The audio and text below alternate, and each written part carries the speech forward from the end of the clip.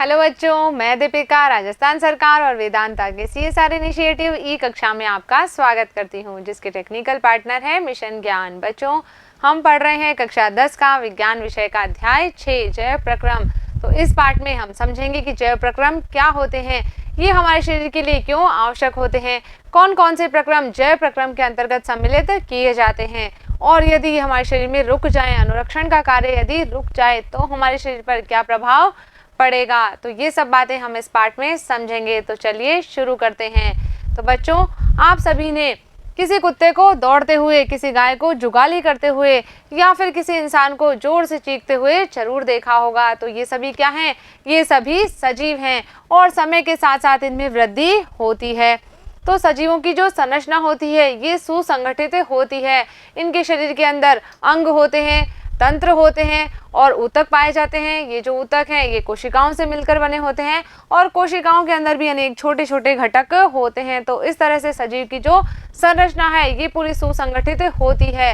लेकिन इस सुसंगठित और सुव्यवस्थित संरचना में समय का प्रभाव पड़ता है, पर्यावरण का प्रभाव पड़ता है और धीरे धीरे ये संरचना विघटित होने लगती है। तो मान लीजिए यदि हमारे शरीर की टूट फूट की मरम्मत या अनुरक्षण का कार्य रुक जाए, ये व्यवस्था टूट जाए, तो क्या होगा? जो जीव है वो और अधिक समय तक जीवित नहीं रह सकता है। तो इसीलिए जीवों के शरीर को मरम्मत के लिए और अनुरक्षण के लिए आवश्यकता होती है, यानी कि लगातार क्या होना चाहिए? शरीर के अंदर मरम्मत का कार्य चलता रहना चाहिए, अनुरक्षण चलता रहना चाहिए। अब हम ये भी जानते हैं कि ये जो संरचना है किससे बनी है? अणुओं से बनी है।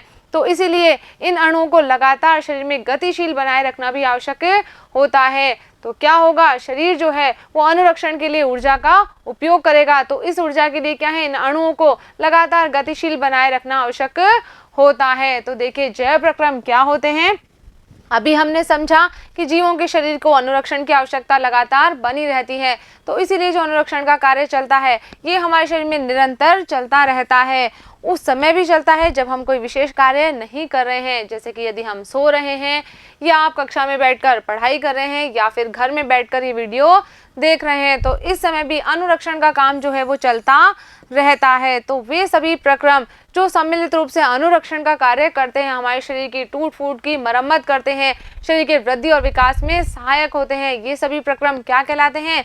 जैव प्रक्रम कहलाते हैं। यानी कि सम्मिलित रूप से वे प्रक्रम जो अनुरक्षण का कार्य करते हैं जैव प्रक्रम के अंतर्गत शामिल किए जाते हैं। अब हमारे शरीर में जो भी क्षति हो रही है या टूट फूट हो रही है, इसको रोकने के लिए या इसकी मरम्मत के लिए अनुरक्षण का कार्य लगातार चलता रहता है। तो इस अनुरक्षण के कार्य के लिए शरीर को ऊर्जा की आवश्यकता होती है। तो ये ऊर्जा हमारे शरीर को कैसे प्राप्त होती है कि देखिए ये ऊर्जा एकल जीव जो है वो शरीर के बाहर से प्राप्त करेगा, किसी बाहरी स्रोत से ये ऊर्जा प्राप्त की जाती है। तो इसीलिए इस ऊर्जा के स्रोत का बाहर से जीव के शरीर में स्थानांतरण करने के लिए भी किसी न किसी प्रक्रम की आवश्यकता तो होगी।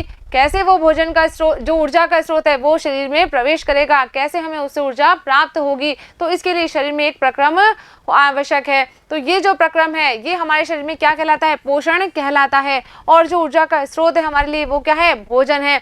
तो इस भोजन को हम शरीर में अंतर्ग्रहण करेंगे और उसका पाचन होगा, उसका अवशोषण होगा, उससे ऊर्जा का निर्माण होगा। तो ये प्रक्रिया क्या कहलाती है? पोषण कहलाती है। तो देखिए यहाँ पर जीव के अंदर शारीरिक वृद्धि भी होती है।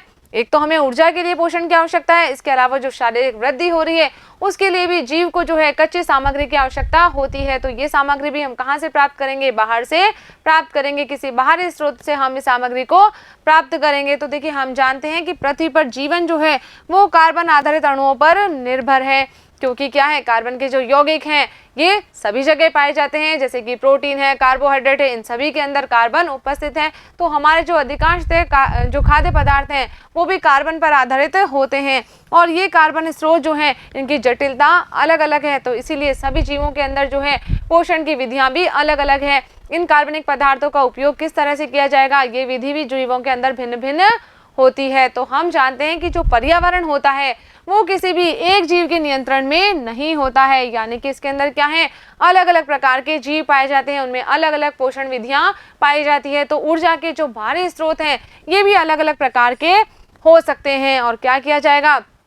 शरीर के अंदर ऊर्जा के इन स्रोतों का या तो विघटन होगा या फिर इनका निर्माण होता है, और इससे क्या होता है, ये अंततः ऊर्जा के एक समान स्रोत में परिवर्तित हो जाते हैं, जिससे क्या होगा, शरीर को ऊर्जा प्राप्त होती है। और ये ऊर्जा जो प्राप्त हो रही है, इसका उपयोग अलग अलग कार्यों जैसे विभिन्न आणविक गतियों के लिए, शरीर के अनुरक्षण के लिए या फिर शरीर की वृद्धि के लिए आवश्यक अणुओं के निर्माण में किया जाता है। अलग अलग कार्यों के अंदर ये ऊर्जा उपयोग में ले ली जाती है। तो अब इस ऊर्जा को प्राप्त करने के लिए शरीर के अंदर अलग अलग रासायनिक क्रियाओं की एक श्रृंखला का होना भी आवश्यक है, जैसे कि जो उपचयन अपचयन अभिक्रियाएं हैं, इनके अंदर भी क्या होता है, अणुओं का विघटन होता है। ये भी कुछ रासायनिक अभिक्रियाएं हैं, और इन अभिक्रियाओं को करने के लिए जीव क्या करेगा, बाहर से ऑक्सीजन को ग्रहण करेगा, क्योंकि इन अभिक्रियाओं के होने के लिए ऑक्सीजन की भी आवश्यकता होती है। तो जीव बाहरी वातावरण से ऑक्सीजन को ग्रहण करता है। तो इस ऑक्सीजन को शरीर में ग्रहण करना और कोशिकाओं की आवश्यकता के अनुसार खाद्य स्रोत के विघटन में उसका उपयोग करना, ये प्रक्रिया ही क्या कहलाती है, श्वसन कहलाती है। यानी कि शरीर में एक ऐसा प्रक्रम भी होना आवश्यक है जिसके द्वारा क्या किया जा सके, बाहर की जो ऑक्सीजन है उसको ग्रहण किया जा सके और उसका उपयोग किया जा सके। तो ये जो प्रक्रम है वही क्या कहलाता है, श्वसन कहलाता है। अब ये श्वसन की प्रक्रिया किस प्रकार से होती है कि जो एक कोशिकीय जीव है, इसकी तो पूरी सतह पर्यावरण के संपर्क में होती है, क्योंकि इसके अंदर एक कोशिका है, तो वो एक कोशिका चारों ओर से पर्यावरण के संपर्क में होती है। तो इसलिए इसमें जो भी कार्य होंगे, जैसे कि भोजन ग्रहण करना, गैसों का आदान प्रदान करना या वर्ज्य पदार्थों का निष्कासन करना, ये सभी इस एक कोशिका में ही संपन्न हो जाते हैं। इसके लिए किसी विशेष अंग की आवश्यकता नहीं होती है। लेकिन जो बहुकोशिकीय जीव हैं, इनके अंदर क्या होगा, सभी कोशिकाएं जो है वो अपने आसपास के पर्यावरण के सीधे संपर्क में नहीं रहती है, क्योंकि इनकी संरचना जटिल है।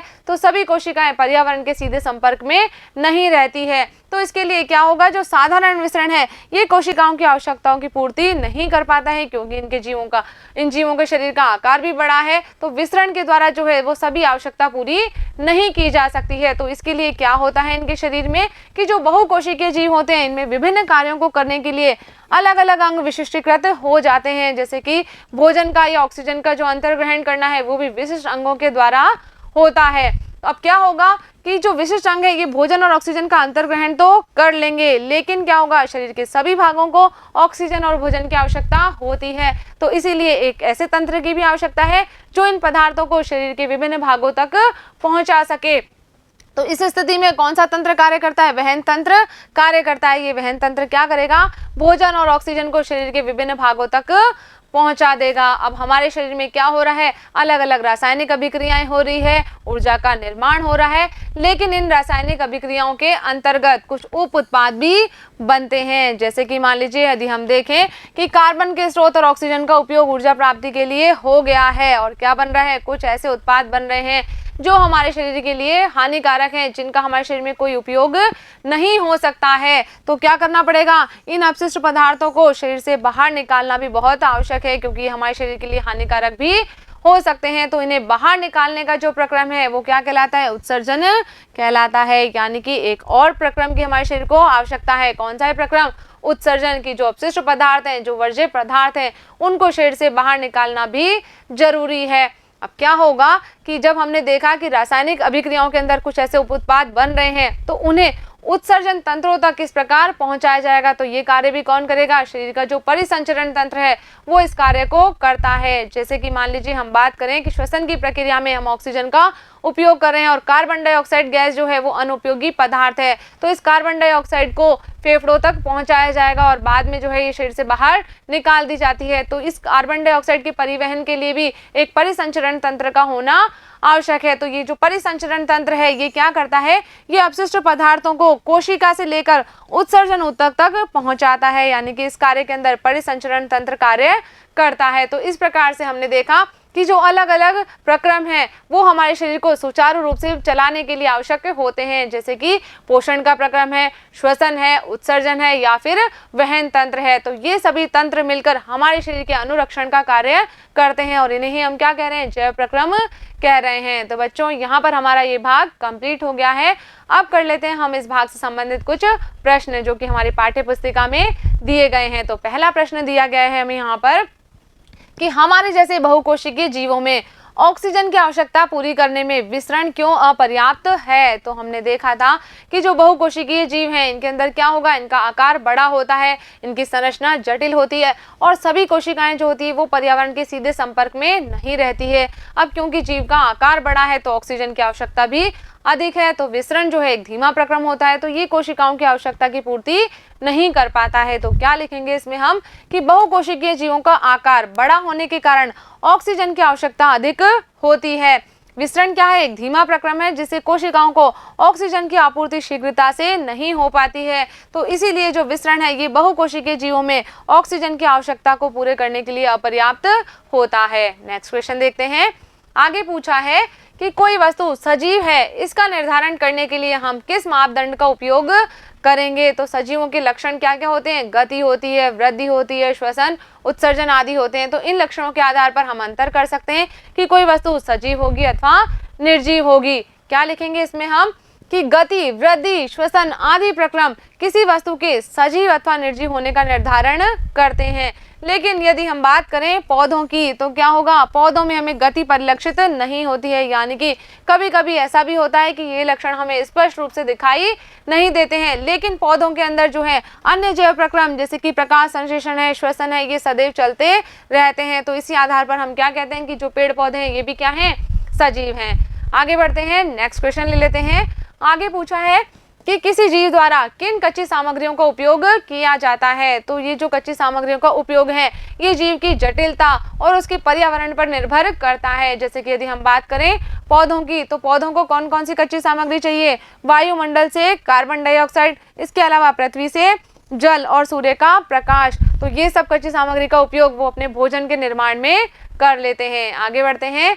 अगला प्रश्न पूछा है हमसे कि जीव के अनुरक्षण के लिए आप किन प्रक्रमों को आवश्यक मानेंगे? तो अभी हमने देखा बहुत सारे अनुरक्षण प्रक्रमों के बारे में जो हमारे शरीर के लिए आवश्यक होते हैं, जैसे कि कौन कौन से थे? पोषण, श्वसन, वहन, उत्सर्जन आदि। और इन सभी प्रक्रमों को सम्मिलित रूप से हम क्या कहते हैं? जैव प्रक्रम कहते हैं। तो ये जो जैव प्रक्रम है ये हमारे शरीर के लिए आवश्यक होते हैं। तो बच्चों यहाँ पर हमारा ये भाग कंप्लीट होता है। मुझे उम्मीद है कि इस वीडियो में हमने जो भी बातें की है वो आपने अच्छे से समझी होगी और अपनी कॉपी में नोट भी कर ली होगी। तो मिलेंगे हम अगले वीडियो में इस पार्ट के अगले भाग के साथ। तब तक आप पढ़ते रहिए, आगे बढ़ते रहिए। धन्यवाद।